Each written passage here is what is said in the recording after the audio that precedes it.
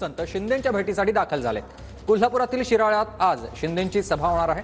सभेला जाण्यापूर्वी साधू संतांनी एकनाथ शिंदे यांची भेट घेतलेली आहे। अत्यंत महत्त्वाची बातमी आपण कोल्हापुरातून बघतोय। कोल्हापूरमध्ये आज मुख्यमंत्री शिंदेंचा हा दौरा।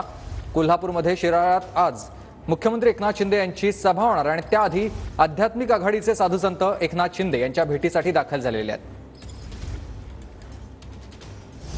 आणि आता आरक्षण प्रश्नावरून कोणालाही विनंती करणार नाही असं मनोज जरांगे पाटील म्हणतात। आरक्षण न मिळाल्यास विधानसभेच्या आखाड्यात उतरणार असा इशाराच जरांगे पाटलांनी दिलाय।